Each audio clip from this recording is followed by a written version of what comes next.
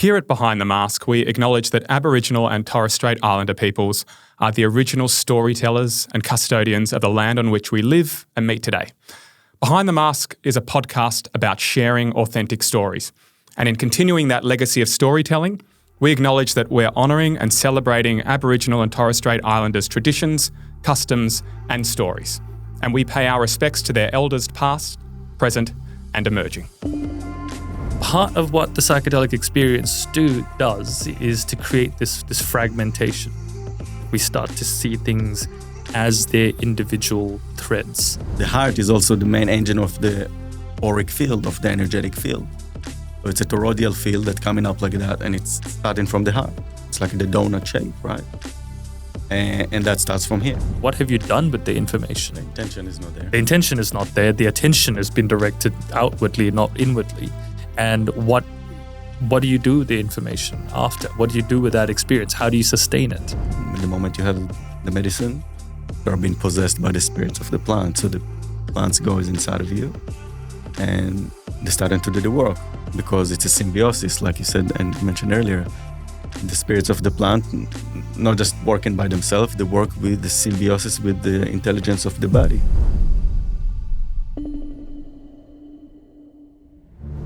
I'm Josh Pitterman and welcome to Season 3 of the Behind the Mask podcast. This is set to be our most spicy, controversial and thought-provoking season yet. We'll be taking a dive into the esoteric, the taboo and some of the most pressing issues that profoundly affect us all. We'll hear from specialists in the areas of sex, war, business, psychedelics, homelessness, mental health and more. And as always, they'll open up with their heart stories as well as the tools and wisdoms they've used to find healing, inspiration, meaning and purpose in life. Get ready to be inspired once again by the depths of the human experience. It's time to go behind the mask.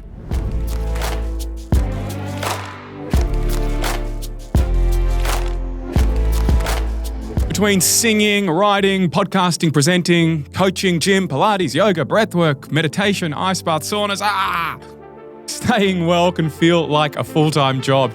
Thankfully, Wanderlust Mushroom Multis over here is a craft blend of 7 mushrooms, including organic reishi, turkey tail, and shiitake mushroom, rooted in traditional Chinese medicine.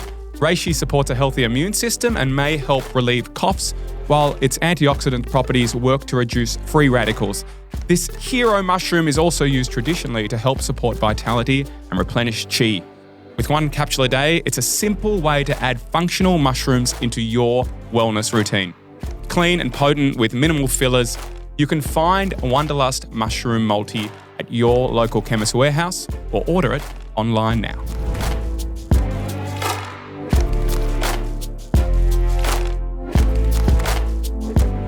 For centuries, if not millennia, cultures have used plant medicine and psychedelics like psilocybin, mushrooms, ayahuasca, and Wachuma to heal deep trauma, to awaken themselves to more expansive levels of consciousness, to delve deeply into spirituality. In 2023, the Therapeutic Goods Administration of Australia permitted the use of psilocybin for the treatment of various mental health issues, which is a big shift in the dynamic around tryptamines. And I am here with psychiatrist, psychotherapist, and psychedelicatrist, Dr Prash and Shaman Michael Gueron to go behind the mask of plant medicines and psychedelics. Lads, welcome to the Behind the Mask podcast. As you can tell, I'm pretty pumped for this episode. Let's do it. Let's do it. Thanks for coming on. Thank you for having us. Hey. So let's dive straight in. How did you two find yourselves in plant medicine and psychedelics? Well, it was back in 2007 or 8 or something along these lines. And I was very keen to search and to find something that is a little bit different than what I've done until that point. I was maybe 26 years old or something along these lines, suffering from quite a severe PTSD from my military service a few years back, earlier. In the IDF. Yeah. Yeah. So, yeah, I've been through quite a lot during that time. And I realized that I'm not quite right when I'm, trying to live my life and dreams coming in, and I couldn't walk comfortable on the street and stuff like that. And I really needed to start and do something about myself. And What sort of dreams were you having? With nightmares? just nightmares. You can't sleep properly. Mood swings. Just really comfort in your body, and more. Yeah. Yeah. It's pretty bad. I couldn't relax at night in a closed room, and so they can see you from the outside if there's light inside. I always needed to have all these things that I experienced in the army, but I couldn't. The program of the mind is still used to what I've done in the military, so it wasn't very comfortable. Like, you need to cross a street and you need to look sideways. And you were a medic in the military, weren't you? I was a medic as well. Yeah. Yeah. So you're seeing some pretty. Yeah. Oh. Yeah, look, as you can see, I'm not holding it in my body at the moment. Yeah. And I'm very good with that. And I'm actually very appreciative of those experiences because they led me to where I'm at right now. So I'm actually loving that part. It's really amazing. But yeah, and I found myself in in ayahuasca ceremony in a small setting. And that was it. It was just the first cup. And everything that became really clear for me. So, for those who don't know, which there'll be plenty listening who have no idea, and I've mentioned these names, ayahuasca and Wachuma, you went into an ayahuasca ceremony. What is ayahuasca? Ayahuasca is a plant extract, a brew that is made out of 2 plants. Sometimes they have more plants mixed within them. That is comprised of the Basinopsis capii, and another plant that's called Chacuruna in Quechua, or Sequoia viridis. One plant has hermalin, one psychoactive substance, and another plant is dimethyltryptamine, what everyone calls DMT, or the molecule, the spirit molecule, or which is what our brain releases every time we're going to sleep or visualizing. So it's a very natural plant. Yeah, we have DMT in our body already. We release through, that's right. Every time that you visualize something, there's a fraction of DMT that is actually released through your pineal gland and the blood. Yeah, I get it. The Often visual cortex. During breath work or that's right. deep meditation. Very, very natural. Yeah. So it has very visual, very natural compounds within the plants that works in miraculous ways that help you to release and transform and expand yourself in ways that you won't be able to comprehend until you have it. If that makes sense. Yeah. And so your experience of it, you're struggling with PTSD and some pretty severe post-traumatic stress stuff as a result of your time in the army. You take ayahuasca. What happens during and then afterwards for you? Just to make things clear, I wasn't cured with one ceremony. Yep. Obviously, just to make things clear. Yeah. It's a magic potion, like you see in the movies. That's what it is. But it takes a lot of time and energy, and there is a natural capacity of your body that is able to process what you are able to process at that moment in time. Right? So what we call the medicine, the plant, the brew, first of all, we call her she. She's a feminine. It's a feminine energy. So I like to describe her almost like we're describing a person. So I treat her like a friend or an ally that I feel very strong relation to. Really good, like a really, really good friend. Grandmother. Just to start with, so people understand how I'm talking to her. Yeah. So I'm humanizing the plant because they have emotions, they have feelings, they have characters, they have different what we call humanized expressions of a being, that a spiritual being that has a spirit. And this is one of the biggest things in this world, that we're working with spirit, the unseen world, as we're stepping into those realms of, of the shadows of the unseen, of the unconscious, of the subconscious. Yeah. Of the non-ordinary. Non-ordinary, yeah. Yeah. I don't know if you noticed it, but you started to have little goosebumps as you started talking about her. That's what happens, yeah. So she's coming through quite strong most of the time. And your devotion and reverence and deep love for the grandmother is, it's palpable. Oftentimes, what I'm saying, I have a deep conversation with her, not only in ceremonial space, but I'm a spokesman for the spirits. Oftentimes, that's my mission. So I'm here to help and support and guide and share their wills and the character, and explain about them and share about their knowledge and their wisdom, and to translate as a bridge between, you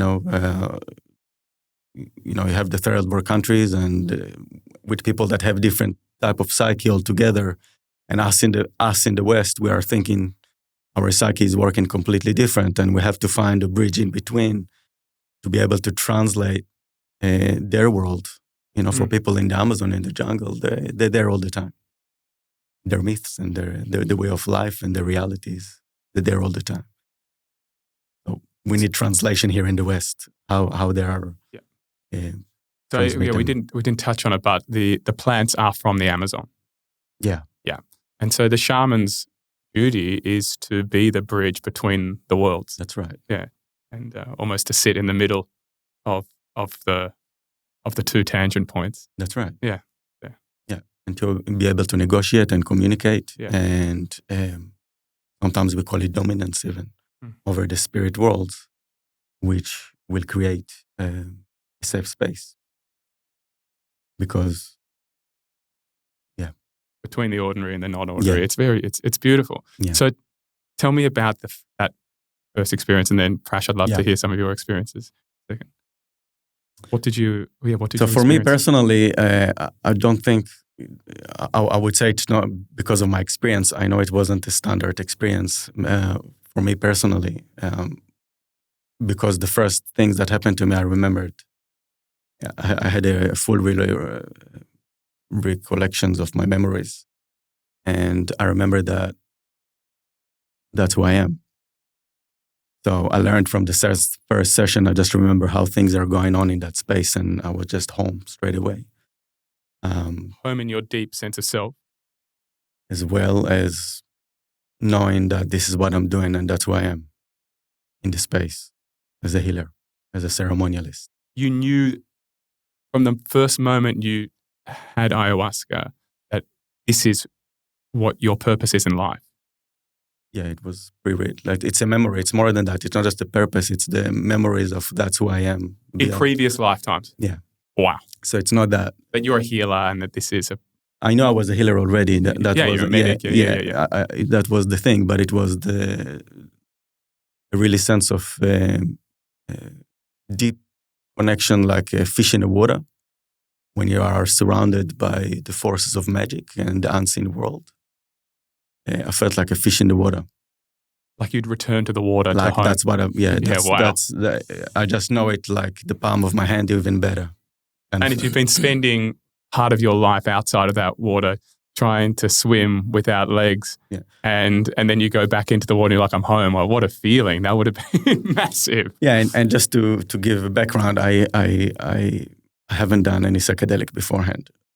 I haven't mentioned that. So I haven't done any I've done a bit of weed or something like that, but I haven't had like a major crazy psychedelic experience beforehand. Okay. Wow. Amazing. So that's just, Pause there. Wow, what an entrance in. Keep going. Into the deep end. Prash, how did it come to you? How did psychedelics or plant medicine arrive in your world? And the most, I'm one of the most unlikely candidates, I think, to be a psychedelic therapist. You consider I was born and bred in Singapore. Spent the first 20 years of my life in Singapore. Not the place that you normally associate with. And I grew up in a very No chewing gum, no psychedelics. Yes.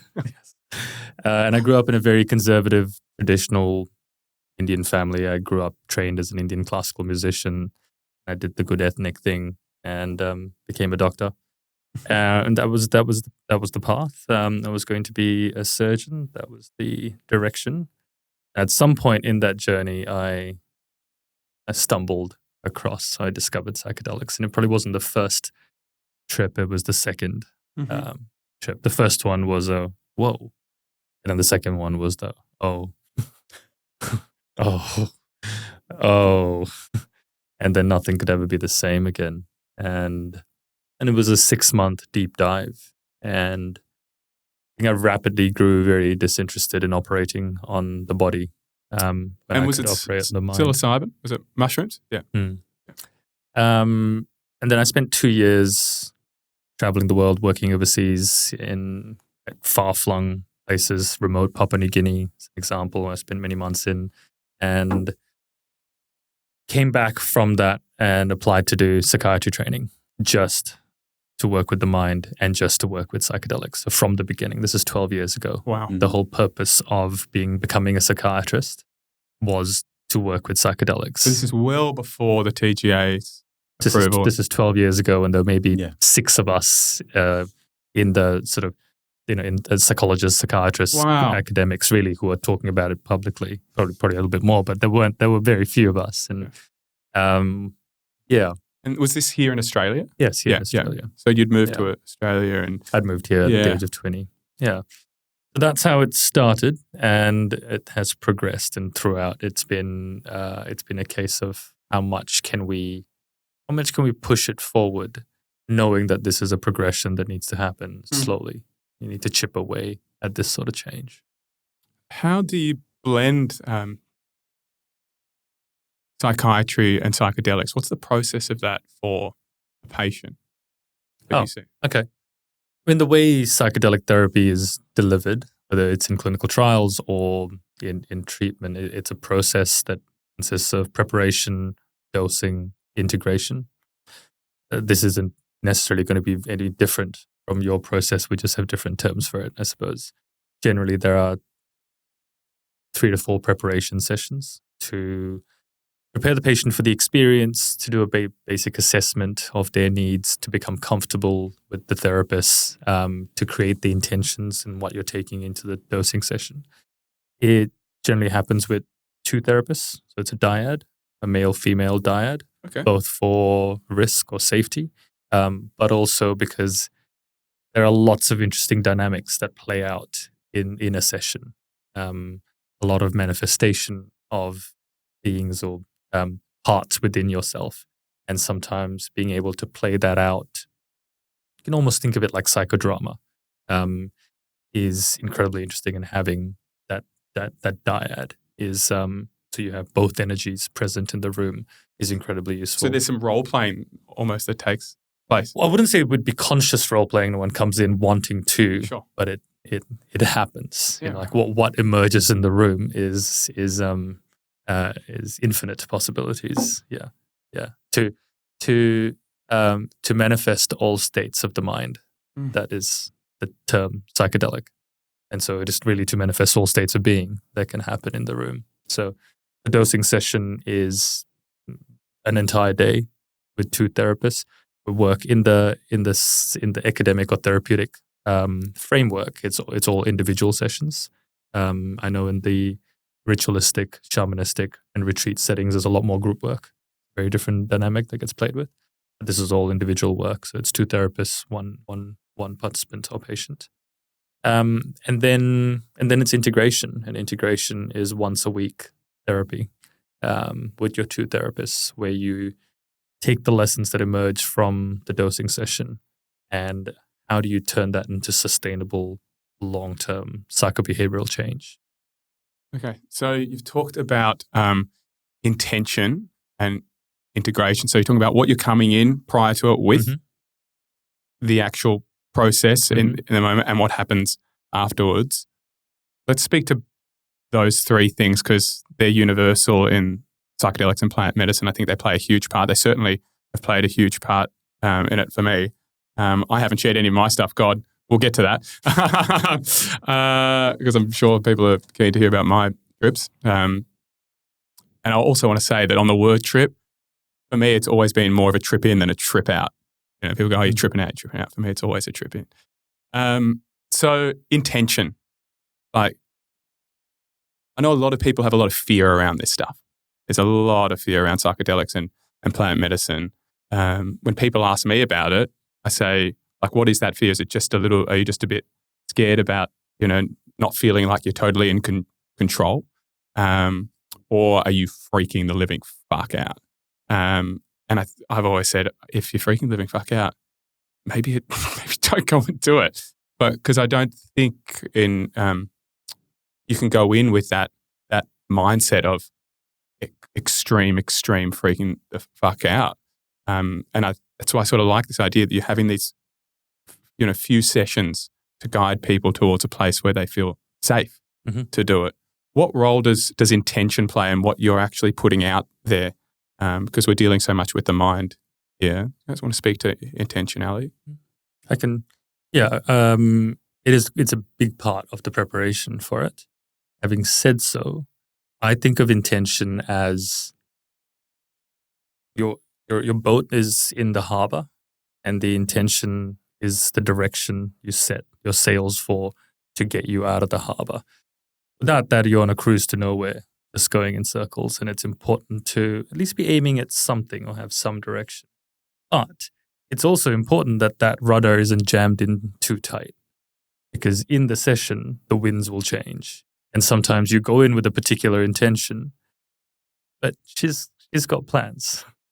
And you may go in and your intention may be something we often find very downstream, and you get there and she's like, keep going, go upstream, keep going, keep going, keep going further. And if you've got that rudder jammed tight of like, that is my intention, then you're going to be fighting that wind the whole time.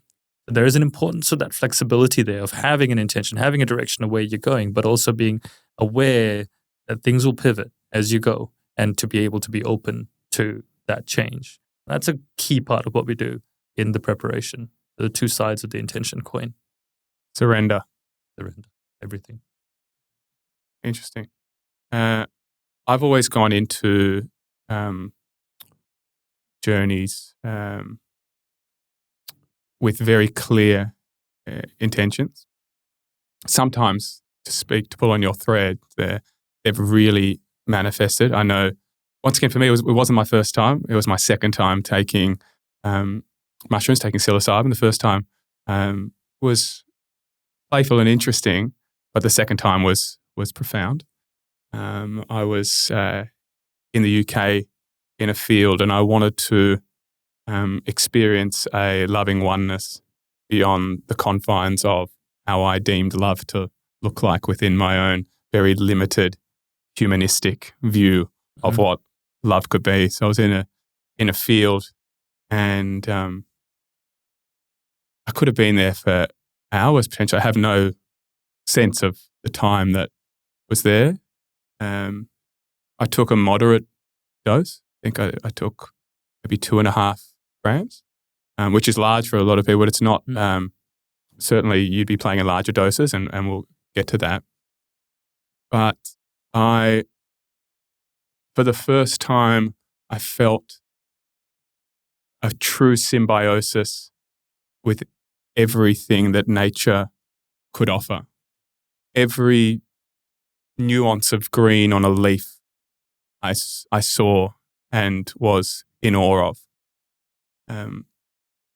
Every breath of wind, every shift in the breeze, every strand of grass felt like it was a part of me and I was a part of it. And it was the most beautiful awakening I'd ever had. I realized in that moment that I knew in a conceptual sense that I am a part of nature, that a human being is an animal, but it was only from an academic, intellectual standpoint. to embody the feeling of being a part of that oneness. It's what I think is described in Hinduism as Turiya, the fourth state of consciousness, where any sense of separation or duality dissipates or disappears, and you move into the oneness of it all. And in that oneness, all I could feel was the most broad expansion of my heart and love in beyond any lustful or romantic humanistic form that I'd conjured up in my previous 30-odd years of life. And a love that was the most expansive thing I could ever possibly feel. And I could never forget what that feeling of love was, a love for everyone and everything. But the grass didn't change, right? Same grass. Same grass. Same trees. Yep. Same plants, same wind, same you. You're also the same, with the same. So yeah, from a physical. Yes. Yeah. So what changed? Yeah. What do we think changed? Consciousness. The way I perceived it. Something in my mind changed, and I'd love to know. You have lots of experiences with people. Let's move on to the experience, because my intention was to feel love beyond the realms in which I've felt, and she was like, "Yeah, here you go, babe. Have a bit of this, dolls. You won't forget it." So I'd love to speak to sort of the experience, because that's the trip that people dream of. There's also the ones that people scream of, are shit scared of. It's like every nightmare coming into fruition. So, let's speak to experience for you guys in terms of what people deal with and what comes up. Yeah. I think there is a specific type of quite similar type of journeys that could happen within specific type of characters and conditions of the human condition. So there are similarities at some points. Personally, I'm really interested more about how the healing takes space, and those spaces that you described before, the shit scared. Yeah. I love that part. Yeah, right. For me, that's where it's at. Yeah. People who come in shit scared. Shit scared. Yeah, okay. That's what I want to see. Yep. Because I know that we're going to do some good work. So for me, I would like to call it a shadow worker in a world that is filled with spiritual bypassing. And everyone wants to be seen and, for the sake of beasts, doing spiritual work and worshiping whatever, which is quite a big pandemic in the world right now, For me, it's all about seeing how people are able to go through the really hard yards. So going through really extreme traumas. So in some really intense traumas, such as sexual abuse, for example, we can see that people going through regression, natural regressions. So the body, their physique will, for example, will start and go into a specific, when the body started to release in a somatic, the movement of, sexual abuse, and the body will start and release those really intense feelings and emotion. And you as a healer can feel this whole thing. Saying that, one of the most amazing things working with psychedelics, and I'm saying that specifically with master plants, that they have a capacity with the spirits of the plant. They have an amazing capacity to create a protection mechanism from the ego and the persona, and allowing you to go through those really deep, painful, uncomfortable experiences in a safe manner, and have some kind of level of detachment. Or non-attachment? Detachment from the pain. Detachment from the pain, okay. So they are able to go through the experience and feel it again. So the body can do its thing in one level. But the conscious awareness mind is not completely there. But the body for now need to release those things. And then they will have a segment of going through the emotional part separately. Just to allow not to create an overwhelm with the being of the person that's going through that journey. So it's like a compartmentalizing of. So she creates, when I say she, ayahuasca, Yeah. the highest energy of the feminine energy, can create protection mechanisms that will allow you to go through the journey with safety, with greater sense of safety, and will create a barrier or a veil around certain things, or a different aspect of the wounding that you're going through. Or it might be a regression of a really intense trauma.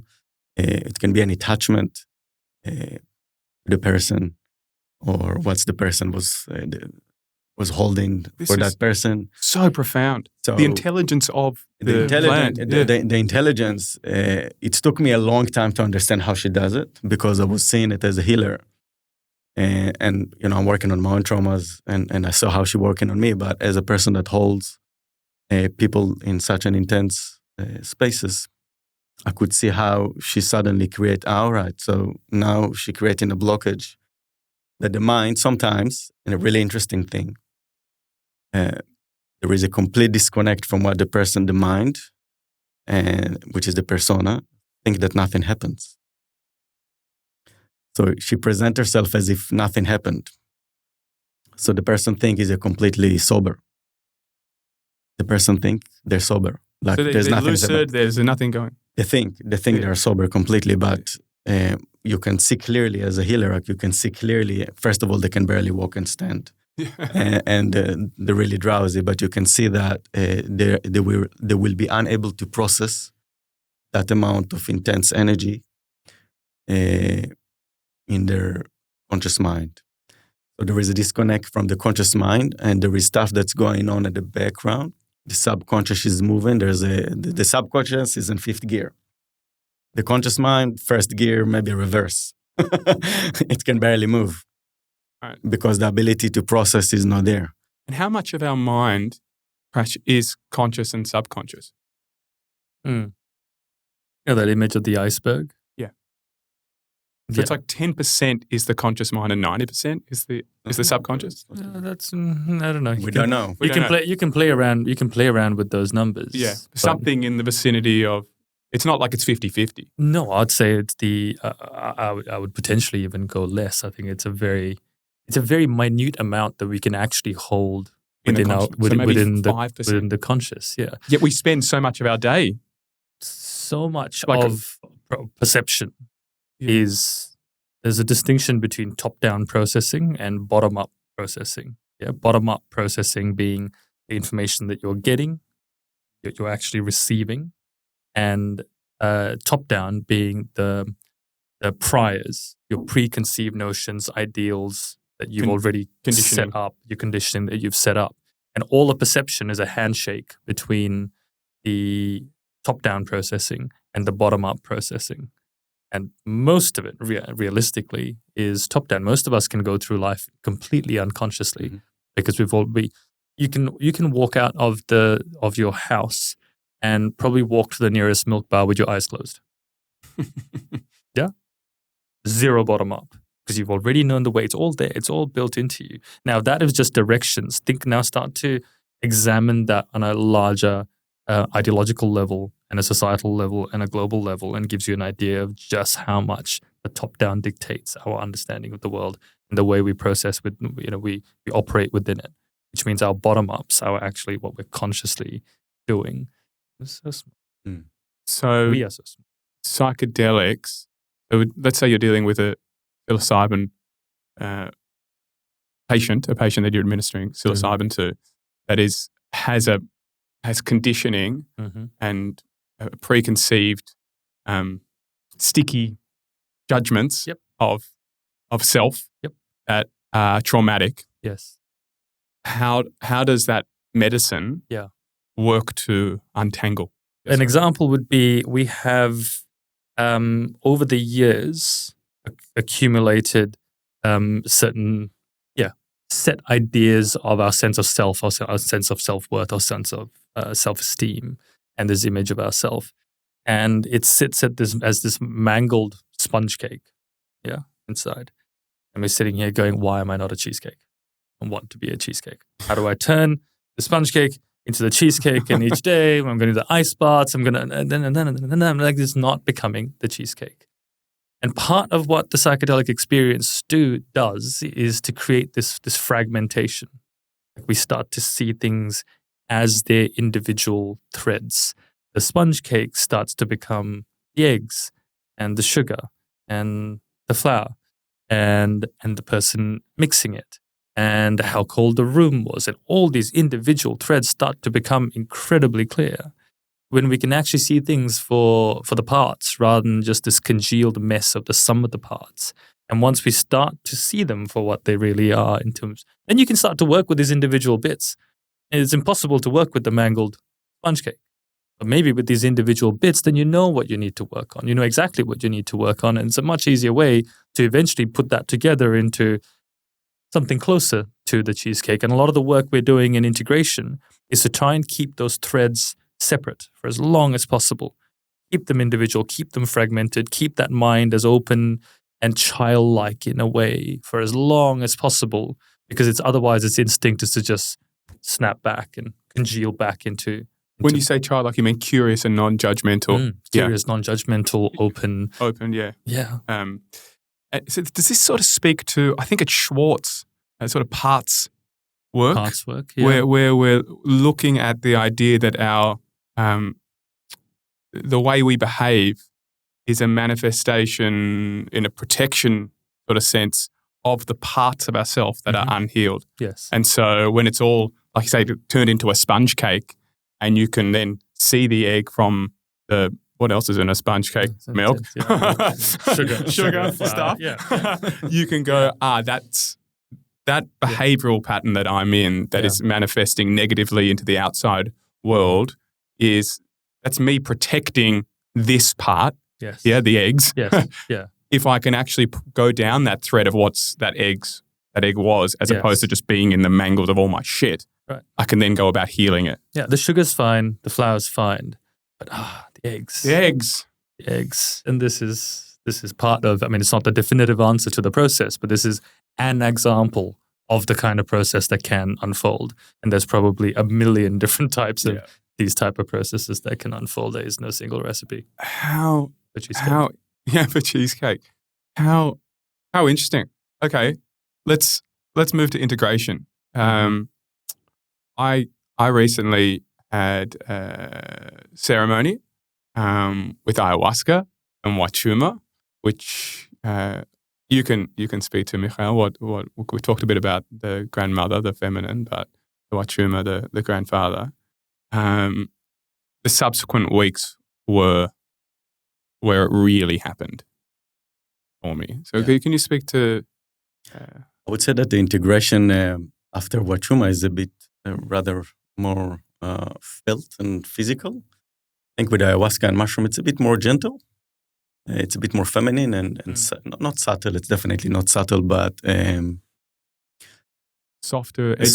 Softer edges. It's a bit more welcoming. The integration with those medicines. Obviously, it's depend on the person and it's depend on the conditions and what were the processing that went through in the ceremony. But with Wachuma, because it's a masculine energy and quite prickly at times, I put it that way, everything is very reflecting back at you. So whatever going on inside of you, it's so within, so without, as above, so below, like the Hermetic principle.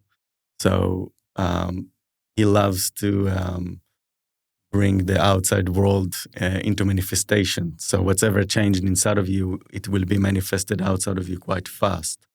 So it could be manifested in terms of a relationship, or someone that you're really related to might feel your change quite fast, and suddenly, the same interaction that you used to have before is completely different. And suddenly it's not the same person, and something is happening, and you can have like a clash right away, or random, oftentimes people tell me that they almost had things happening with random people outside in the real world that somehow they changed something inside themselves, and had not like a clash, but they had an interaction that was quite striking. For example, with another person, that it could be completely random. So that's why we say all the time that it's really important to take things really easy, not making really fast decisions, life-changing decisions, holding conversation to a week or two later, making sure that the energy is not as loaded inside of you. Oftentimes, even with ayahuasca or mushrooms, you want to let the energy drain out of your system a little bit, so you're not like that, like fully charged. You want to let the energy drain a little bit and let the energy ground and really allow the teaching to drop in. It takes time. It's in the mind. We need to let the heart open a bit. The heart is a big thing as well, right? We haven't talked about that. Well, we will. So we let the heart settle. Sometimes the heart is, most of the time the heart is the main vessel that gives us the feelings and the comfort within our being. And we let the heart being settle. The mind will follow through later on, but it's the heart, from our perspective, that really gives us the tools to keep going forward in life, right? Talk about the intelligence of the heart, because, we can exist for, years. We have some brain surgery, lose a bit of chunk of the brain, or, but the only thing we can't exist, whether we lose a kidney or lose a this or that, lose a limb, whatever, but once the heart's gone, we ain't got nothing. Yeah. And I think it's the one thing from a medical point, I'm not a doctor, but heart rate never lies. Yeah. Isn't it like a blood test? You can be in different frameworks. I have a blood test and you speak to your naturopath and they say one thing, you speak to your GP, they say another thing. But you're walking around with a heart rate at this, that's the heart rate. Mm. So there's a lot of intelligence that's going on inside the heart. I know the Heart Math Institute in the States do a lot of work around what's going with the heart. And I know that, Joe Dispenza's work is a lot to do with those who know Joe Dispenza. It's a sort of extrapolation of Heart Math Institute's work. So the heart carries so much intelligence that a lot of people don't know about. Can you speak to that? Yeah. Because I think that's a part of this. The plants, as I said, I'm spokesman for the plant. One of their things, there is a common thread that they always want to bring through, and it is healing the heart, opening up the heart. So we know in the West, we're up in the mind all the time. There is a complete disconnect. I see it here in the throat. It's like a complete disconnect. And the mind is overpowering and everything is, we have the technology nowadays, everything, everyone flicking. The mind is just looking and want to engage in things, and we're stuck in the head and the thoughts and conditioned the to stress, believe the that, condition, everything. We're just living in our heads. and we're conditioned to believe that everything that is intelligent exists in the head. That's it. Yeah. But the physical body, the heart, that doesn't have an intelligence. It's all in your head. IQ is everything. Maybe IQ, that's it. IQ. What is IQ? We came up with that. Yeah. Smart person. A smart person. Who was in the head.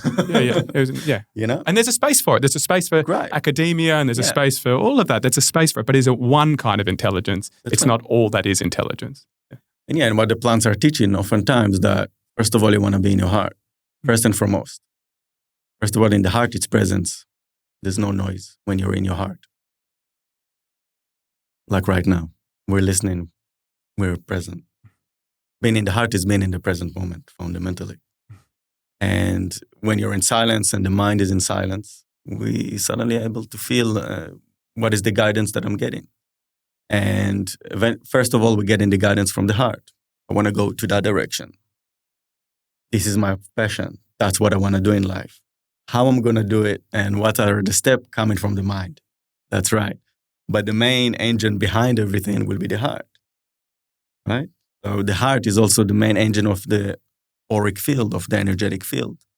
So it's a toroidal field that's coming up like that, and it's starting from the heart. It's like the donut shape, right? And that starts from here. So that's it. Most amazing thing, the most powerful, amazing tools that we have as humans give us the power and the passion and the compassion and, the unconditional love that is connected to all that is. Yeah, all that is. Can I jump on that? Yeah, please do. Pull on that. There's some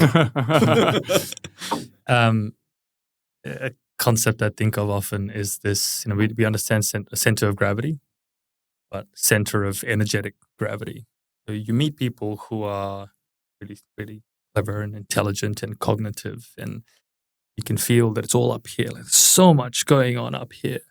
They feel light and untethered and up here, because that's where the center of energetic gravity is, like somewhere here. You meet some people who you walk into the room and you're in their presence and you're like there's like an anchor underneath them, and you can feel that their center of gravity is like deep, deep, deep down here. But that doesn't come from books. Yeah. And there's a distinct difference between how we feel around those people, how we relate to those people, and the effect that those people have on us. It does not come from books. And there has been repeatedly, I have found, both in terms of anecdotal experience, personal experience, and just people I have met who've been engaged in this medicine, in these cultures, in these traditions. One of the big shifts seems to be that the center of energetic gravity shifts lower and lower and lower and deeper and further inside, as opposed to where if you walk down the street, it feels like most centers of energetic gravity are somewhere, I don't know, here, somewhere here. That for me is a very relevant construct. Does that speak to anxieties and that constant, incessant noise that is living between our ears, within the thinking mind, that part of ourselves that just doesn't shut the fuck up? Yeah, if we can make a slight edit to "I think, therefore I am." I think, therefore I am anxious. Yeah, I actually feel like that I've pulled apart that quote. I think, therefore I am. I am, as in the Sanskrit word aham. My thinking is only a manifestation of my I amness. So you can pull apart on that. But so maybe he was a more conscious man than we thought. Hopefully. He stumbled across something there. So the heart intelligence is just profound. And yeah, we're in IQ land. We're moving into EQ's been around for a while. Even I did a podcast recently with on performance intelligence, in performance intelligence podcast, referred to it as PQ, getting into high performance and where your intelligence sits in that. But I think we're dealing with SQ here, which is spiritual intelligence. And I think that stems from the heart. Yeah. There's such. And really, that's soul work. So that's another S. Yeah. It's so hard to define. And this is a very relevant construct in terms of the larger regulatory framework. This may sound like a bit of a leap, but allow me. So you know what, we talked about briefly what happened to TGA here. I don't know if you've seen with the FDA in the US, United States, the FDA rejected MAPS. So MAPS is the Multidisciplinary Association for Psychedelic Science, Rick Dublin, 30 years of supporting and really the grassroots movement that has now become a major, in a way, a corporation, but that has been supporting psychedelic research, and particularly MDMA for PTSD. Phenomenal work. I consider Rick a saint of our times. The FDA just rejected MAPS's approval application to have MDMA granted approval for as a FDA-approved drug.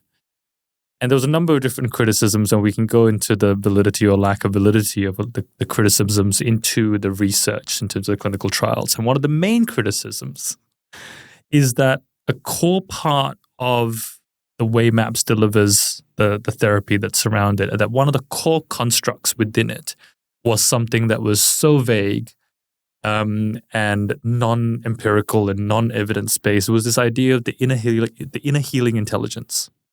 The inner healing intelligence, that term is something that MAPS has existed throughout every MAPS protocol or manual that every MAPS therapist works with.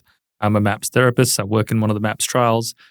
And it is something that we all recognize. It's intelligence that exists within us that the substances have the ability to unlock. Just the way when you cut yourself, your body is able to heal. So too, you are able to heal, but we are prevented from it for all these external factors. And sometimes what the medicine does is to pull that away and allow us to recognize that it is always within ourselves to heal ourselves. Yeah. Right. But the FDA went, there is no data for this. We can't find this on an MRI.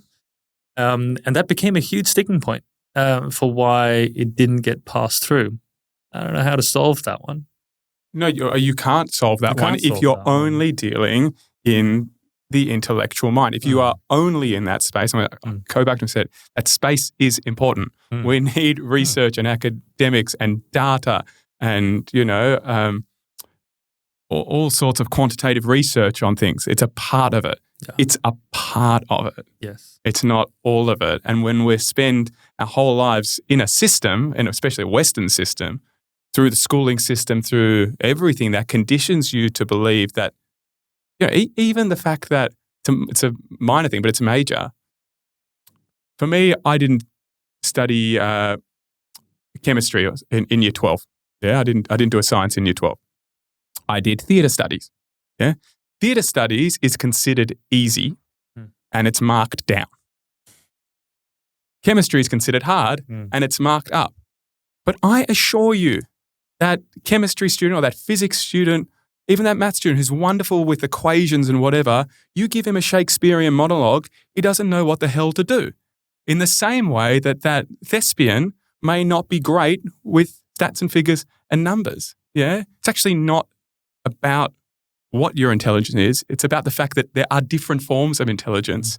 And if you try and teach a goldfish how to climb trees, it's going to spend its whole life thinking it's stupid. So the fact that we're in a system that says that is easy, theatre is easy, and that is hard, so we're going to mark them differently, speaks to this whole thing that says, go and live in the world of chemistry and science and math and equation and the intelligence of academia, because that's what we value.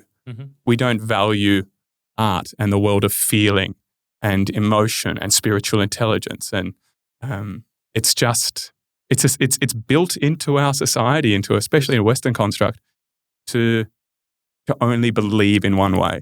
And we go back to conditioning. We're conditioned. So this is an unlearning that's required.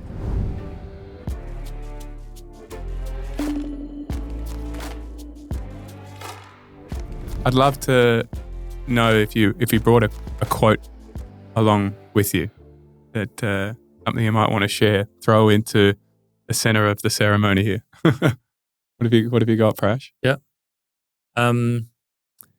William Blake. Love William Blake. 1798. Do you know the band The Doors? Yeah. Yeah. Do you know where they got the name from? No. They got the name from The Doors of Perception, which is a book by Aldous Huxley, who also wrote Brave New World. And in Doors of Perception, the book details an afternoon in Huxley's life where Humphrey Osmond, who's a psychedelic researcher from the UK, comes over and they dose Huxley with, I think it's 200 or 400 milligrams of mescaline. And they follow him around for the afternoon. That's what the book is about. And there's a second part of the book, so it's a two-part book, The Doors of Perception and the Marriage of Heaven and Hell. The second part is Huxley's sort of description and exposition on this.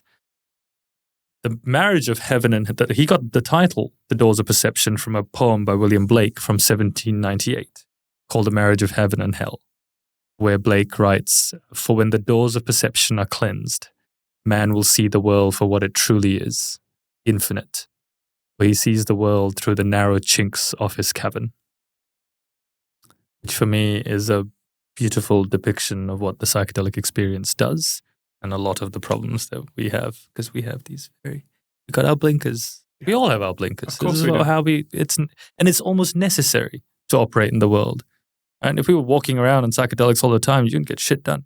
Yeah. You never get shit done. It's too much. Yeah, that's why too much coming through. That's why if you're too far in the non-ordinary all the time, and you're too far in the ordinary all the time, Yes. both of you are speaking. I think we're all Yes. trying to speak to a shamanic experience, some degree of being in the bridge between the worlds. But it's being conscious of the fact that you've got the blinkers. Yeah. And then being conscious of what the blinkers are. And then being conscious of, like, do you have the controls over the blinkers? Are you able to adjust them? Yeah. And how much do you have control over? Anyway, that's I talk about it in the book I wrote that, we're talking about getting behind the mask.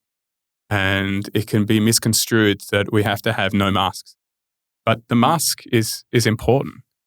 It's about being conscious that you're wearing it so that your mask or your persona, your ego, or the roles you identify as in the world aren't the master of you. Yep. That your conscious awareness is still the master of it. So you can be very deliberate and discerning about which mask you're wearing, why, when, how, because that also leads you to be safe in the world. Sometimes to be kind as well. Yeah, if you don't have the mask protects you. Yeah, you need a mask. If you don't have the mask, you'll swim in the oceans of subconsciousness, unconscious. Yeah. And that's the thing that keeps you here and right now. It's a relationship. Yeah. So you have to have it. Yeah. But so have you got a quote? Yeah, it's rather simple. Yeah.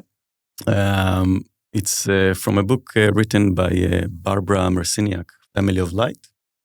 And it just, it's a channeled being by the Pleiadians, extraterrestrial being that when you read the book, it's really taking you on an inner journey about who you are and what we're doing here as human beings and all these things. But the quote goes, the shadow that chases you defines your light. That's it. The shadow that chases you defines your light. That's it. So it's all about, your wounding, your pains, all the things that supposedly holding you back in your life, all your traumas. The moment that you start to work on those aspects of yourself, of your pains, of, the things that really hard for you to deal with, starting to look at them and you're starting to polish them and you clean it up. And suddenly it's becoming the thing that makes you who you are. The more you polish it and clean it up and becoming comfortable with those parts of yourself, that defines your light. Beautiful. There's lots in that. I think someone else on this show has definitely shared a Rumi quote, is the wound is the place where the light enters. And it just pulls on the threads of the lotus flower theory that that mud, that shit, that filth is the doorway to the beauty. It's the best part. Yeah. So by not exploring it, by not delving into the mud, and sometimes you've got to do it consciously, like have your wits about you, be guided through by people who know what they're doing, like yourselves. Have a toolkit to consciously descend into that mud, knowing that in it is where the gold lives and your gift might come from. But also that by not going into that discomfort, you're limiting yourself to the full expression and expanse of who you might become. Yeah. I think the point is that it's always there. It's always there. You're busy putting it under the carpet, but it's the kind of shit that blindsides you on an idle Tuesday and we call anxiety. It's there. The fact that you're not looking doesn't mean it's not there. It's just rising damp. Yeah. I love that you got into Aldous Huxley because I brought an Aldous Huxley quote. Oh yeah? Go on. And that's not a coincidence. Go on. There's this heart math working its thing. There's an energetic thing going on. I believe totally in that. Yeah. I could have quoted anyone. Yeah. But the reason we like precious jewels so much is they remind us of planes of consciousness we've lived on, where those jewels are the pebbles. I thought that was really, really nice. And if you've had an experience, a psychedelic experience, you'll know exactly what we're talking about.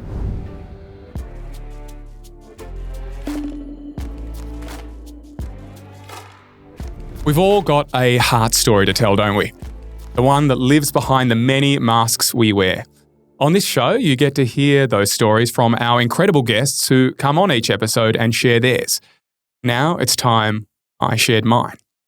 Last year was the hardest one I've faced in my life and career.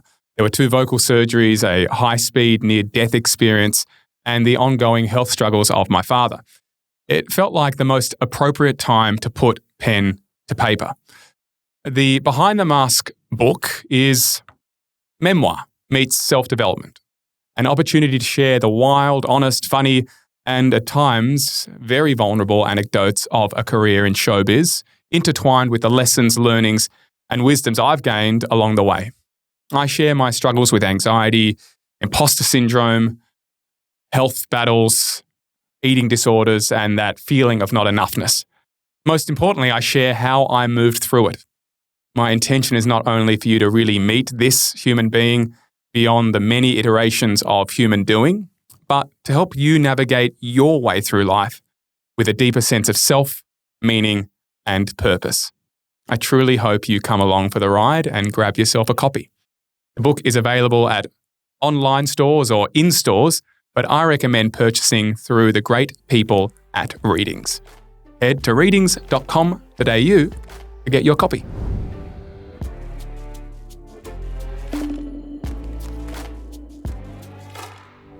Prash, I want to discuss something that was in my research on you that I just found so interesting. You are exploring the use of VR for sort of different or profound experiences of awakening. Yes. With psychedelics. Can you speak to that and how VR works? I mean, this is the bulk of my work right now. My research partner at Agnieszka and I founded Enosis Therapeutics, which basically what we do is build. I've been working in tech in other fields, but build tech to optimize in some way psychedelic therapy processes. Bearing in mind that I'm very much a purist, and so the aim is not to replicate the psychedelic experience. It's not to create a container for the psychedelic experience. It's not to interfere with the psychedelic experience in any way. What we've built is an integration tool. It's a psychotherapy tool. So people think of VR as the common conception of what it is as a receptive experience. Right? Yeah, virtual reality. It's not your reality. You put something on and you receive this information. It's a bit like YouTube. Yeah. Right. We think of it as a productive experience. We think of it like Microsoft PowerPoint. And think of Microsoft PowerPoint, but now in an immersive 3-dimensional world, and what you can produce with it rather than what you can just receive with it. And what we built was a psychotherapy tool for integration. So such that the moment you've completed your psychedelic experience, your dosing experience, when all these insights are fresh and raw and it's all there, this is a landscape you can enter that acts as a sort of a transition zone between the altered state world and your conscious world, where you can start to record your insights, everything that emerged, as they are fresh in terms of voice notes, visual notes, symbolism, imagery. You can draw in it, you can turn things into symbols, and it starts to become a place for you to effectively download your mind into. Wow. And then in the weeks that follow, what we've built into it is an 8-week program of how you can unpack these insights. So unpacking each individual insight and then putting that into themes, narratives, over time establishing the connections between those themes and narratives. Admittedly, this is it's a very cognitive process. And it's not something that aims to replace a therapist or a shaman or a facilitator or a guide in any way.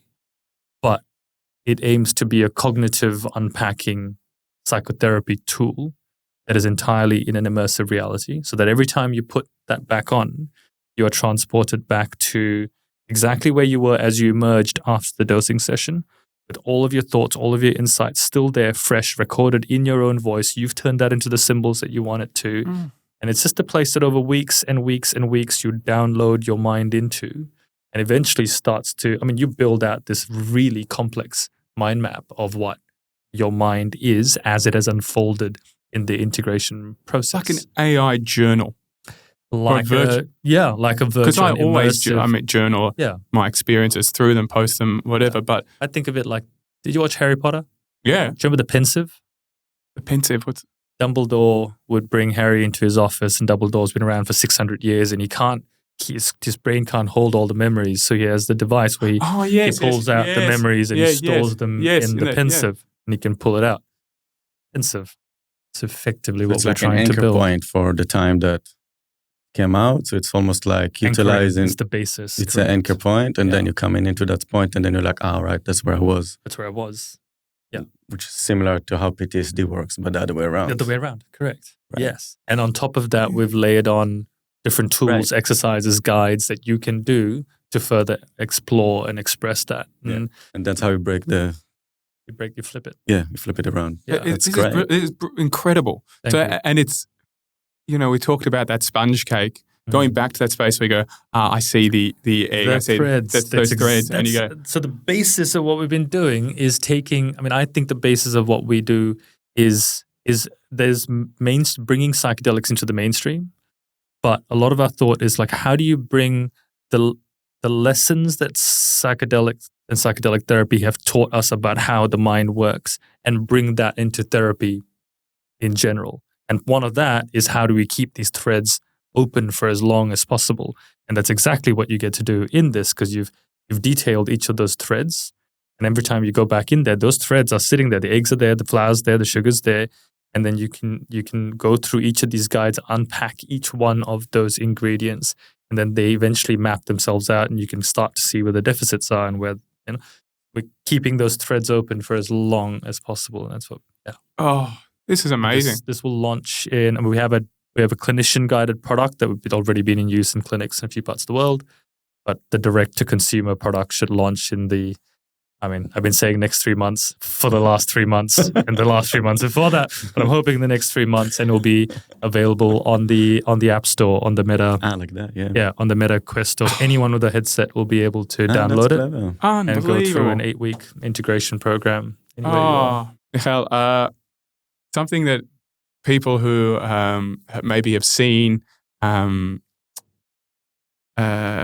people's journeys of ayahuasca or Wachuma or whatever on online, Goop Lab, with Gwyneth Paltrow, or maybe don't. There's we talked about ceremony, we've talked about intention, we've talked about experience, we've talked about integration. There's something that I think we missed pre-intention was cleansing. The other thing is purging. Oh yeah. So before we get to cleansing, can we just talk to purging? Basically, one of the things specifically in that field of work, when you're working with plants, and it's also Peruvian herbalism, shamanism, generally speaking, it's not all of them doing the same thing, because there are specific fields within that. So we're looking at the fact that the plants wants to purify and cleanse your body first to start with, because that's the vessel that holds you in your body. That's what makes you alive. You want to cleanse and purify the body as much as you can, because we also know that everything is intertwined together with the physical body, right? So if we have, for example, you're a highly toxic person physically, you haven't done a good diet, alcohol, drugs, like the body is dirty. The body is dirty. The medicine won't be able to get into anywhere. All the channels are blocked. You're saturated with crap. The medicine will try and do a couple of things. Maybe you'll have a purge with that to try and purify and get something, but you won't be able to get too much into any place because everything is intertwined, right? But the moment you're starting to get into really deep preparation and your body is purifying, you removing, the garlics, the salt, the spices, you condition your body to be more available for spiritual connection deep inside your body, because the moment you have the medicine, you're being possessed by the spirits of the plant. So the plants goes inside of you and they're starting to do the work, because it's a symbiosis, like you said and mentioned earlier. The spirits of the plant, not just working by themselves, they work with the symbiosis with the intelligence of the body, because the body knows. But the body won't be able to do anything if it's clogged. So that's one of the main things why we're doing what we're doing. So purification, coming as clear as possible, empty gut without much stuff in the gut, ideal. You can have some food. Obviously you don't want to come when you have headache and you can barely function from overly detoxing or something along these lines, right? You want to be in good energies when you're coming into a retreat and a ceremony, and you want to go through that process. And then the first stage, when the medicine started, the first few hours, or sometimes throughout the whole night, obviously it's depend. Just going to pause you. So what things are you taking out of the body? Well, the important part is fermented food, dairy, heavy meat, not pork. No, you can have chicken, you can have fish, no beef. That's more heavy substance. Pork has more of a smell to it, and it's very contraindicated to the medicine. They don't like it. So it's leaving you with internal energy, lower energy. It's lowering your frequency, generally speaking. Alcohol, caffeine, avocados, bananas, nuts, stuff that swells in your gut and stuck there for a couple of good hours. Ideally, spices as well. But again, if you fast and have a really good 2 days beforehand, that's fine. But the more you prepare yourself and your body is coming as purified as possible, the deeper the medicine will be able to go and cleanse your body and work with you. And why no sex or masturbation? There's a couple concept and school of thoughts about that. First and foremost, you are draining your own energy, and you're changing all the energy body is changing because of that. So you're draining your energy, and you're shaking it up. That's one level.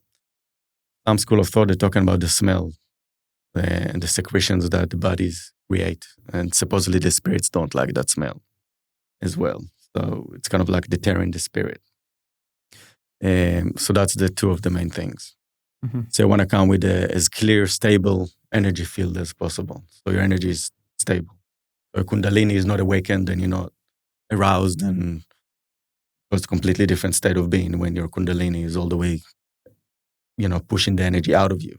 Can you explain what the Kundalini is for those who don't know? Kundalini is the energy that rises up from the base of the spine and rising all the way up towards the brain, the skull. And when we're having sexual arousal, the energy comes up, and it's, as everyone knows, you feel it throughout your whole nervous system. And it's kind of like explosive energy that pushes everything out of you, which is amazing and beautiful in the right space and time. Yeah. Yeah. I certainly found myself, the spark of creation for a man is in his scrotum. That's right. That's where it lives. That's right. Billions of little bits of creation. That's right. Or potentiality for creation. I found not masturbating the spark of my creativity as a creative, as an artist, was far more expansive. My focus, after getting over a few days of horniness, sort of like, once when I got off coffee years ago, those few days of headaches, once I got over that, it actually led me into a very, very focused, creative the space. Energy goes up instead of draining out. Yeah, it goes up, and you can utilize that energy. Yeah, I thought Brilliant. it was amazing. So, the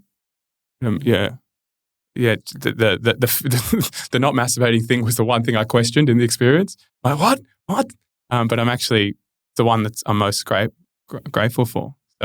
So anyway, we cleanse so much so that then you have the purge.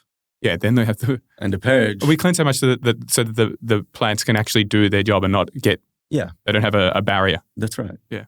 So in any case, no matter how clean you are, you can come, and the medicine will go from that stage and on, and will go deeper. Yeah.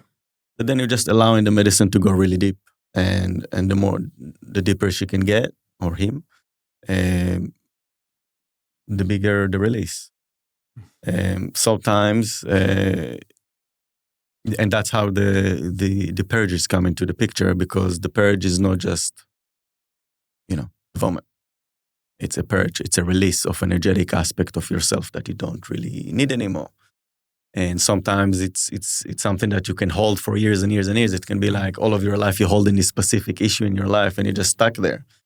And the medicine will help you to collect this all up and then you purge it out. Can be sometimes nothing can come out, but it's like a really liberating, huge purge that, roaring out of you. And for me, this is the best thing I can listen. This is what I'm doing the ceremonies. It's like listen to the symphony of the purge. This is where it's at. Like you really see, it's years and years people holding stuff in themselves for so long, and within like a couple of minutes, you see the liberation and the freedom that people experience. It's a somatic response. It's just gorgeous. It's a somatic response. Beautiful. Yeah. It's a full body. It's beautiful. Yeah. What was your? Go. One, I really worry about your Spotify playlists. This is the symphony of the purge. Like your music taste, man. It's great. But a slightly alternative view, not actually an alternative view, but something I came to in terms of understanding the cleanse, which probably comes from my first ayahuasca experience. And I did a 2-week dieta. Oh, yeah. And I hated it. But the hardest thing for me was probably the spices, the chili. Come on, so hard, and I hated it. And I remember in the afternoon we're driving up there, and one of my friends was like, "So after doing this for 2 weeks, giving up all of these things, long list, is there anything that you've decided that you want to, give up forever?" I said, "Yes, abstinence. I am done with abstinence. I'm giving up abstinence. I'm going back to all of the things. That's the one thing I've decided I don't want to do anymore." Then I was in ceremony, and at one point I remember getting up and like midway through and going up to my shaman and like hugging him around the knees, and I said, I get it. I understand. I understand why I had to do the dieta, because what you put in, you get out. And so much of it is also the sacrifice, the willingness to sacrifice towards a higher power, and a demonstration also of my submission to the wisdom. I think that's a huge critical internal element of giving up things because there's something greater to receive, clearing the space, even emotionally, for something greater to receive. That's a lot of way I view the cleanse as well. Yeah, fantastic. Yeah. Have you ever had personal experiences of purging that you found particularly uncomfortable? Or ones that you've gone... Have you ever had the one that is comfortable? Well, great. Ones that you go, I don't want to be here. I can't do this. Oftentimes, I used to, I do things like collective energies. And you're processing things of big collective energies, of pains, of things, of a whole region, of a whole war zone. And you just don't want to be there, but you're there because that's what you do. And the more uncomfortable it is, it's okay. I'm just here, it's going to pass, and it's fine. I'm just here. I'm just vomiting. It's fine. Some other people going through much more worse stuff than that. But for me, I don't like to do it, but I do it. I can choose it. I said yes, and I went and never done it. But it's not comfortable, and it's ugly, and it's painful. Yeah. But it's part of it. Yeah. And it's fine. I just want to touch on that collective energy thing. How much does the energy of the others in the space, of everyone in the space, affect the individual? There's a lot of that. There's a lot in that, yeah. Transference of energy. Depend on the ceremony. It's depend on the facilitator. It's depend on the boundaries presented before the ceremony, I guess, first and foremost. And so what are you doing in a ceremony to ensure that you create something that is universal within the space where everyone is sort of at a level playing field, or, I don't actually know the right way to describe that. Oftentimes what you want to do, the clear boundaries, no touch whatsoever. And communication to zero unless there's something practical that needs to be done. Just really communicating with people and bringing them back to a sense of basic responsibility and to be an adult. and being able to respect each other and talk like I'm talking to you right now. Look, we're responsible adult. Certain things we should do, certain things we should not do. And that's it. As well as creating the energetic space outside of the thing. And sometimes, obviously, we could have like mirrors and reflections and people can see different things in each other. And that's okay. As long as you're able to work those things out, I don't see any problem with that. In Wachuma, it's more welcomed because that's how we work things out and we're able to see ourselves in other people, right? Because I see we see each other and we get the reflections. We get, sometimes it's painful, sometimes it's beautiful. The other is the mirror. So when I had the Wachuma, I had a full Billy Joel moment, which was literally, in the middle of the night, I go walking. Like it was literally that. And there was a sort of dam lake thing. And I had the ayahuasca the night before. And most of my ayahuasca experience was very gentle. I slept for about 10 hours. But I had this repeat vision of a lion's face. I just thought it was a jaguar at first, but it was definitely a lion. And it was sort of coming at me through geometry, through colors and geometry, this beautiful face of a lion. And the day after, playing with some oracle cards, and I presented with this picture of a lion. And the oracle card, I'm like, okay, because it felt very much like to be continued from ayahuasca, almost like she knew that I was up for something more the next night with the grandfather. She's like, I'm gonna, sometimes grandma doesn't need to tell you everything. It's the grandfather's job to speak to you. So I was like, okay, during the day we've got this lion. I'm like, obviously, and then that night, this whole experience of embodying the lion came through. The Wachuma, very physical experience. I wasn't expecting that. Have you experienced it? No. I've been growing for a few years. I'd like to one day. Yeah. It was a very physical experience. It felt like my whole body was taken over by this, not just consciousness, but a whole, it was the most physical experience I sort of had that lasted quite a long time. But and I was in lion postures, and I was that sort of in the reeds, pure focus, and it was an incredible level of present moment awareness and focus and singular focus. I've never been so out of my thinking mind and so into present focus, but from a heart space. And as I walked down to this dam, this sort of lake, the visions that I had were the reflections of the trees in the dam presented that lion that I saw the night before from the ayahuasca back at me. And for a moment there was a llama. Not sure about the llama, but the lion was so present, and I felt a pulling of a thread of the episode that I'd had on that second psilocybin experience. This loving oneness is about embodying this lion energy, which was so incredibly profound, right? That the lion doesn't muck around going, and it was a lot to do with relationships with me. So the lion doesn't muck around going, oh yeah, I'm going to go a bit of zebra. No, I'm going to go a little bit of antelope. No, it waits in the reeds patiently. It's discerning. It's a great decision maker. And when it's time to go, it is unequivocal in its approach, and it goes. And that was a great lesson for a single man. And then went back in. A certain someone asked me to sing. Sung a song, and then I had some harpe. Can you speak to harpe? Harpe is amazing. Yeah. Harpe in Portuguese or rape in Spanish. Yeah. I like the way you say that. Rape. Rape. Yeah.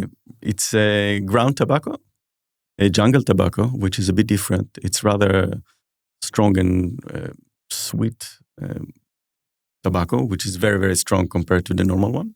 It's like a very strong cigar, maybe a bit stronger. And they ground the tobacco and mix it up with ashes of different master plants.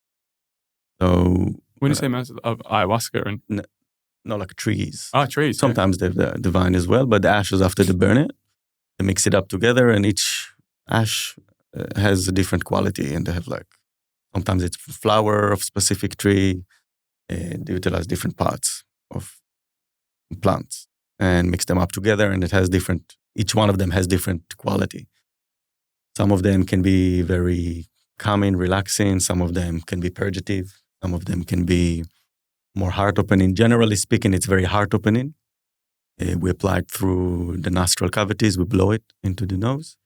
And it's balancing both hemispheres of the brain, relaxing the brainstem as well, and bring you back to your heart. By doing so, it's bring everything up that is you are present for you right here and right now.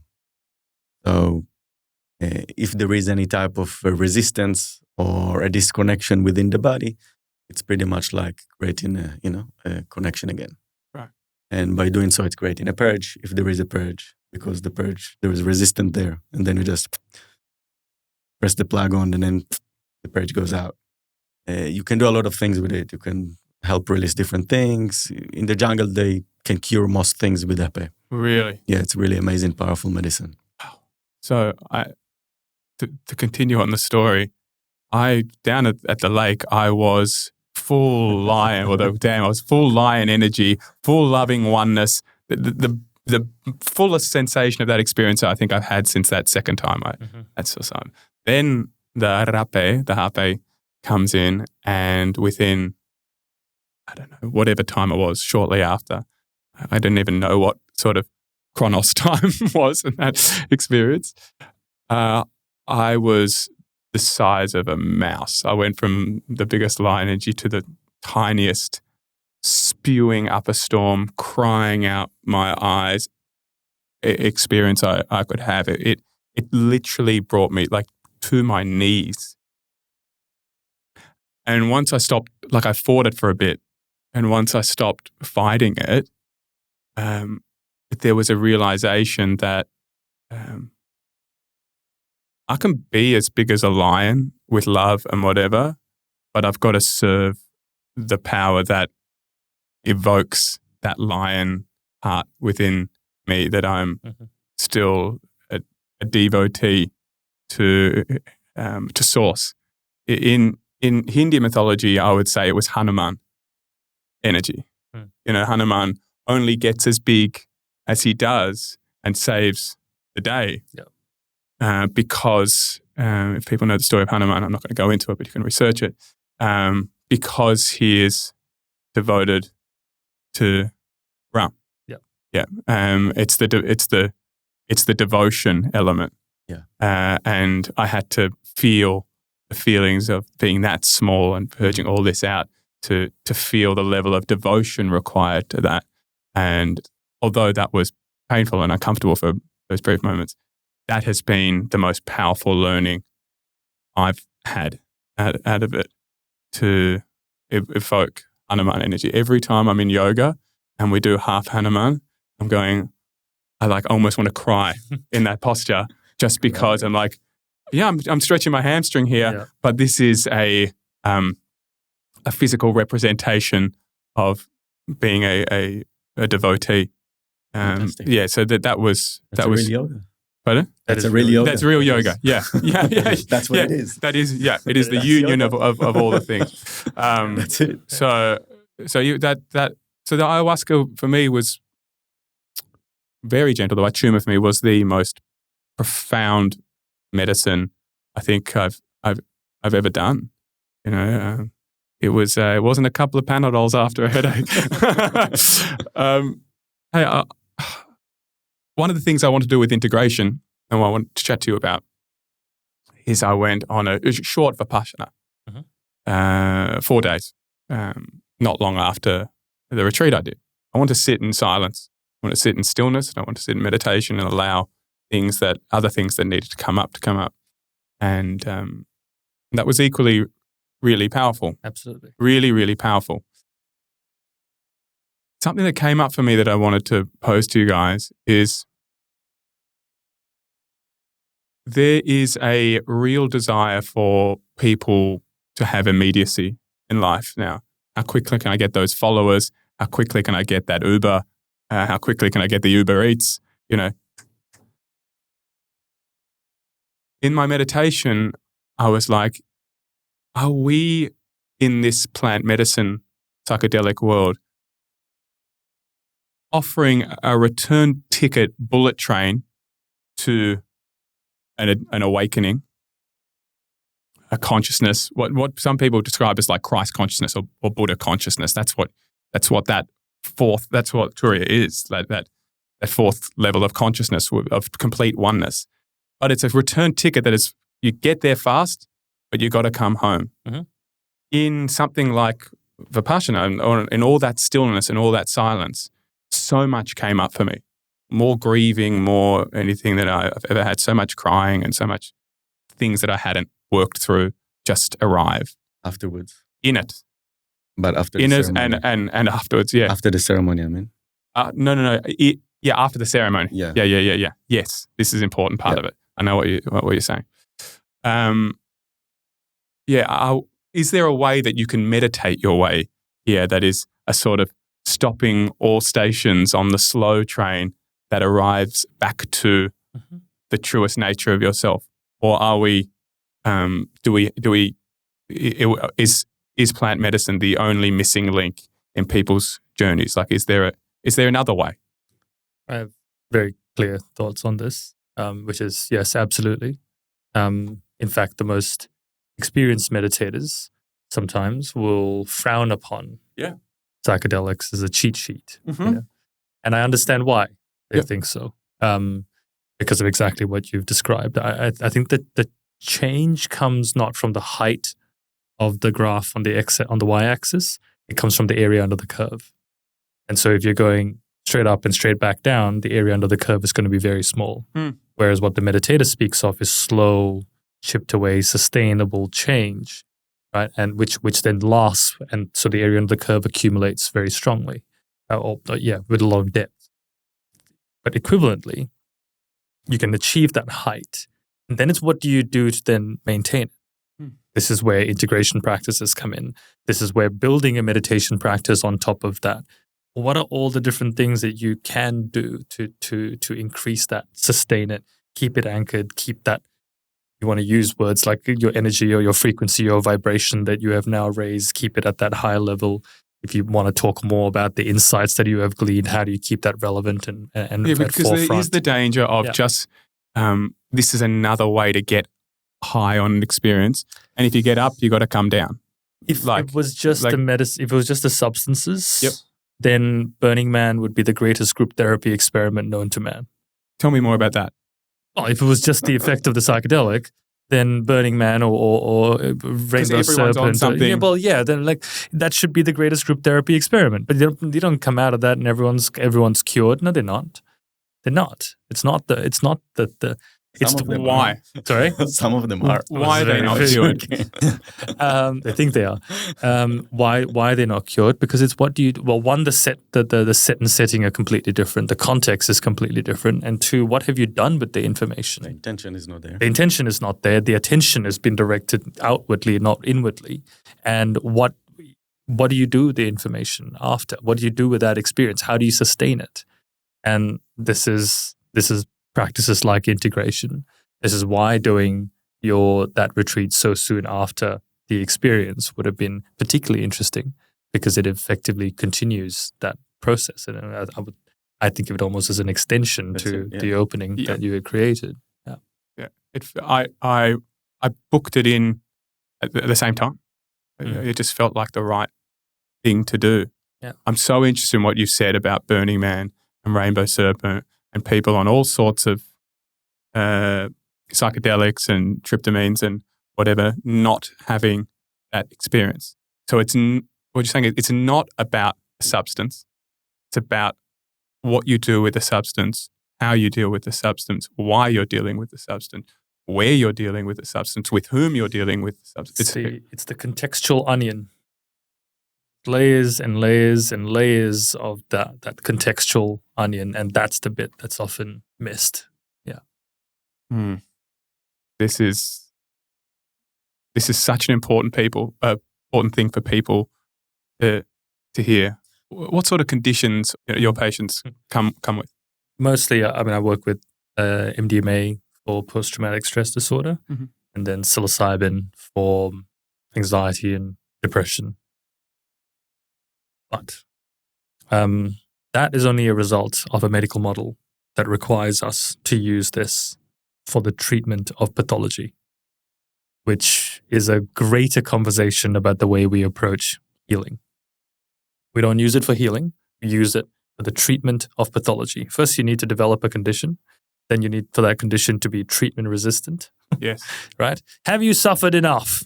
Okay, now we'll let you use the thing that grows in the backyard.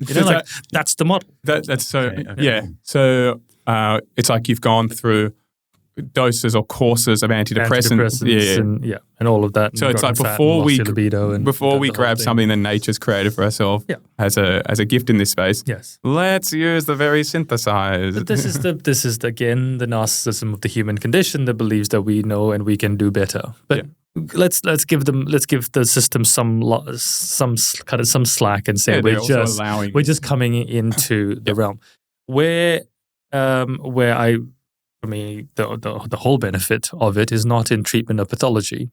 It's in prevention, in prophylaxis. It's not in treating illness. It's in creating wellness. They're completely different things. That's it. Promoting wellness and treating unwellness are different paradigms. They're unrecognizable from each other. And that is the one thing we do not do when it comes to mental health. What makes people more money? Sick people. Desperate people. Desperate and sick people who have nowhere else to. So prevention doesn't make money the way that illness makes money.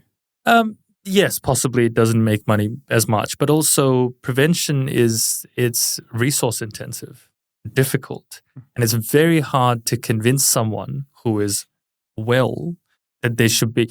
If you got a strain in your leg, you will go to a physiotherapist, right? Vanity has led us to understand that even if we don't have a strain in our leg or a pain in somewhere, that we should go to the gym because we want to have nicer bodies. And in line with that, we've also started to understand that, yes, it keeps us healthier in some way. But vanity's been a big part of that. Yeah, right? Big time. It's very hard to convince someone who is well that they should be devoting hours a week to seeing a therapist or approaching healing or looking after their wellness or clearing them, all these different things. Because what's the incentive? There isn't that obvious drive and incentive unless they've got the psychological or energetic equivalent of a broken leg that they need to treat. Yeah, it's a paradigm shift. Do you think there's a risk of sort of aiming or perfectionism in this though? That like sure, you could end up as Brian Johnson. Yeah, which is creepy as fuck. But so yes, you could. Yeah, that we're trying to heal everything and fix everything and be so perfect that it's actually like sometimes I feel like we're sort of really obsessed with obsessed. It's like this narcissist trauma. I think Asher Packman on one of the episodes last series talked about we're living in a traumadelic culture. So like obsessed with our traumas, and it's like I've got to fix this, or like sometimes we use them, I guess, as a barrier to actually doing the work. Oh, that triggered me. Yeah. You can't say that. Like, I think there's an argument for why we should always try and sharpen the knife. Yeah. And keep a blunt knife is much more dangerous than a sharp knife. And if you keep the knife sharp, you're much less likely to cut yourself. And that's how I would like these substances to be able to be used, these medicines to be used, in sharpening the knife, in keeping us well without waiting till we become unwell. And because you would know this as well, treating an unwell person with these medicines is a completely different experience and much harder than treating someone who is not in the states of depravity and desperation. Right? It's a completely different thing. Thoughts? I think when people really want to, easier. It's easier. Because they really want they really want to. That's a very important concept. Intentionality. They really want to. They're desperate. Sure. They actually want to do it. Yeah. I mean, easier. I mean, obviously they'll have to do more or whatever the steps towards the healing. But the moment they make one step, that's it. Yes. If they make it one step, that's great. Yeah. They'll be ready to keep going the next one afterwards. Yeah. But you want the willingness. You can't get, Yeah. People need. But I do think that we're getting into space and time. I think it's mostly energetic, where people really, the feeling that something is not quite right. We can see it collectively around the world. There's different perspective coming in. The perceptions are changing, and people seeing that there's something else underneath, and it's knocking on the door. Yeah, especially in a society that is full of more disinformation, misinformation. We're kind of go, where is fact? Where is truth?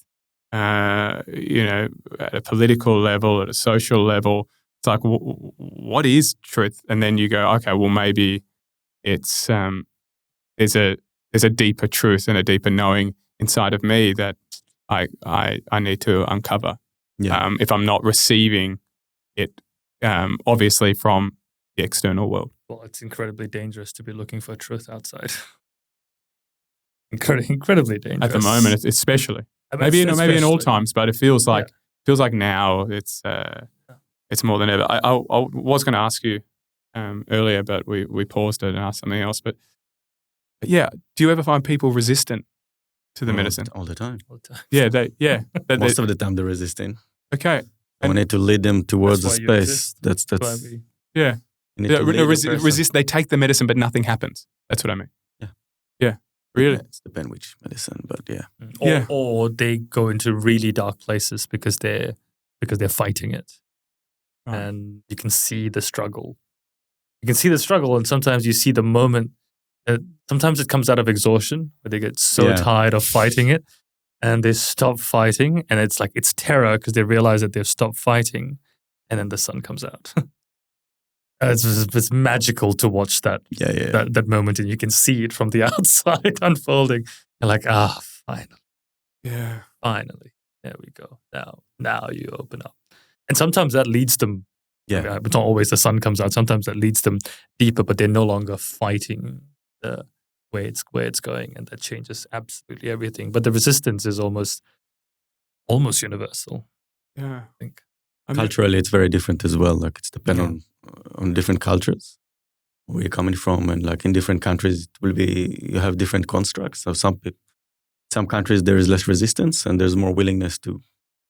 For example, I'm Israeli, and I did some work in Israel, but it's a completely different ball game. It's just different focus on different issues. So in Australia, it's a very reserved culture. It's very holding. It's Anglo culture. Suppressive, repressive. Suppressive. The heart is really blocked. So that's one of the issues, when the heart is just frozen almost. I see it like a thing, like a constriction around the heart. Well, you go into a hot, warm country, everyone are 10 times more expressive. It's just different culture. I wonder what influence more like the communities you come from, the cultures you come from, but more individualist cultures versus more collectivist cultures. Yeah, it's more communal. Here, if you think of a lot of Anglo-Saxon cultures have become very individualist societies. Yeah, right? that's and it. you're talking about much more collectivist societies. People know how to be together, how to communicate. It's okay. You feel comfortable. The depth of conversation, the ability to communicate. Even I can give an example. When I was worked with a couple Australian veterans, and I saw their issue, military personnel that suffered from PTSD, and very different army. It's a very different issues that they have. I mean, the PTSD is PTSD, but to get to you have far more barriers to unlock in order to get to where you need to get. It's very interesting. That's why we have a pub, mate. Yeah, the pub, yeah. Yeah. What do you think the next 5 to 10 years looks like in the mainstream? Let's say 10 years. We're at 2035. What does it look like in the mainstream when it comes to plant medicines and psychedelics? On one hand, I'm encouraged by the fact that the discourse is more in the mainstream and we're starting to see legalization happen in a few places. But I also worry that the pace in which things are happening, that we're starting to make it an industry. And the problem when it goes from being a field or an art to it being an industry is that money gets involved. The moment money gets involved, then incentives are skewed in a very, very different direction. We've seen it happen with cannabis. Mm-hmm. I think we have royally fucked it with cannabis in that we allowed the corporations to take over and lead exactly how we rolled out, medical cannabis and some places recreational cannabis. I don't think the same thing can happen with psychedelics because it isn't a daily use model where you're ever going to be going to a dispensary and necessarily buying it, or at least in terms of the therapeutic use of. Microdosing. Well, that may happen. Yes. Yeah, that may happen. So I worry that the safeguards of control are let loose from or escape the hands of scientists and academics and clinicians and indigenous use and healers and people who understand this deeply and end up in the hands of regulators and corporations, which I'm starting to sound conspiratorial, but I understand that is a necessary process towards scale, but with what influence? And that worries me slightly. And even in Australia, we have seen players jumping into the space where you question the intentions, you question the depth of understanding. Since the legalization, you have people jumping onto the bandwagon who struggle who don't really have that experience who ask questions like, which we discussed before, who ask questions like, "Oh, I don't understand why I need to have had an experience before I go ahead and prescribe this. I'm a psychiatrist. I prescribe antidepressants all the time. That doesn't mean I need to have taken an antidepressant. So why do I need to with this? That for me is about as criminal an attitude as you can possibly take." But we're starting to see that those conversations happen. And that's what happens with scale. And so there is some concern for me. And I think it comes down to how responsibly we can manage this process. We are shepherds of the medicine, not just at the individual working with the patient level. We now have to be shepherds of the medicine at a much larger scale, and that's an important responsibility. Do you feel like we could get to a point? Firstly, thank you for that. Do you feel like we could get to a point where, I don't know, Moderna, Pfizer, these guys go, you know what? I'm going to synthesize this. Make shitloads of money out and ensure that you don't have the natural version of this. Ensure that we can create, this is conspiratorial, but create a narrative around the natural version that you don't know what's going to happen to it. This is the safe one. That's the unsafe one. Of course. And we're going to make billions of dollars out of this. Compass Pathways already became the first psychedelic company to hit a $1 billion valuation. Right. And it listed. It's dropped, but it was synthetic psilocybin. That's already happened. Yeah. Will we ever you'll never be able to get rid of the natural medicines because they grow in the ground. They grow. Thankfully, shit just grows in the ground. But in terms of, you're right, the narrative and the messaging, of course it can be polluted. The message that I get is that whether they want it or not, they can say whatever they can say, but the energy is coming towards our way. So the more they can try, the more they will fail, unfortunately. And I do see that it will be a breakaway. It will be a complete separation between that world and that world. It's going to be two separate worlds. People are going to choose to go to that world and they can stay there and it's going to be regulated. They're going to do whatever they want to do. Eventually, we're going to have a certain type of framework. I don't want to call it laws because it's not the right way to go around spiritual work, just a framework. And you'll have the ability to go and do whatever you want to do. Probably, I think it will be legalized or going to be okay, or under religious organization of some sort. I don't know how many countries, let's say here in Australia, and you have the ability to go and register and come in for a retreat, and that should be completely okay.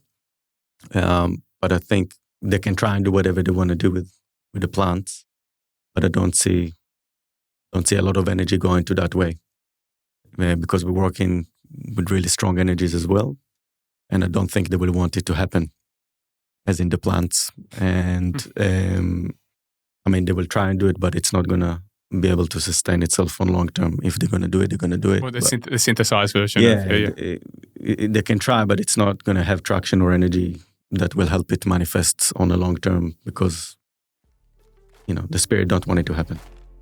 So that's how I see things. If spirit wants it to happen, it will. If not, it not. A bit woo and a bit out there, but that's how I see things happening. Gentlemen, what a huge chat.